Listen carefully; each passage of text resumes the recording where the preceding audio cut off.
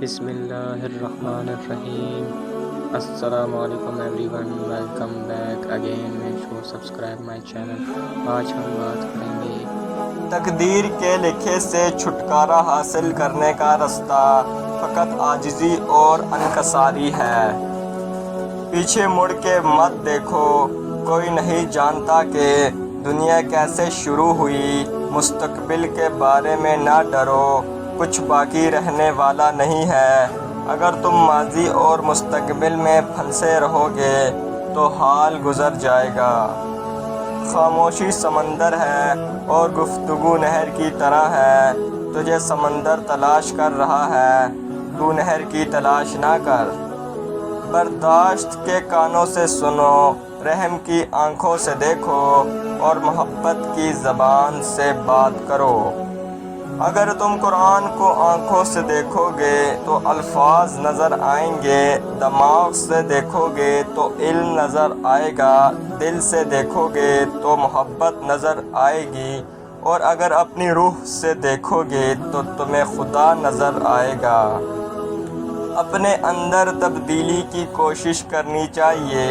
اولیاء اللہ کی صحبت اختیار کر، تیرے اندر تبدیلی پیدا ہو جائے گی۔ برا وہ شخص ہوتا ہے جو بے ادب ہو، کیونکہ ادب میں نیکیاں ہی نیکیاں ہیں۔ زندگی کو ہمیشہ امانت سمجھو، کیونکہ یہ عنقریب چلی جائے گی۔ خدمت خلق صرف خوشنودی خدا کے لیے کرو، خلقت کے قبول کرنے سے تمہیں کچھ نہیں ملے گا۔ دانائی کا تعلق بالوں کی سفیدی سے نہیں، عقل اور تجربے سے ہے۔ دل سیاہ ہو تو داڑھی کے سفید بالوں کی کیا وقت۔ دشمن ہمیشہ دماغ کے منتخب کرو اور دوست ہمیشہ کردار کے۔ اے انسان، ہر راز کسی نہ کسی وقت ظاہر ہو کر رہتا ہے، اس لیے بدی کا بیج نہ بو، کیونکہ وہ ضرور اگے گی۔ ایسے دکھو جیسے تم ہو، یا ایسے رہو جیسے تم دکھتے ہو۔ اگر میرا علم مجھے انسان سے محبت کرنا نہیں سکھاتا تو ایک جاہل مجھ سے 1000 درجے بہتر ہے۔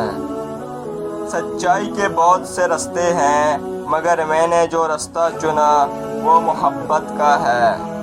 گفتگو سے سمجھ بوجھ میں اضافہ ہوتا ہے، لیکن تنہائی وہ مدرسہ ہے جہاں عظیم ذہن بنتے ہیں۔ تو فرینڈز، آج کے لیے اتنا ہی، ملیں گے نیکسٹ ویڈیو میں، تب تک کے لیے اللہ حافظ۔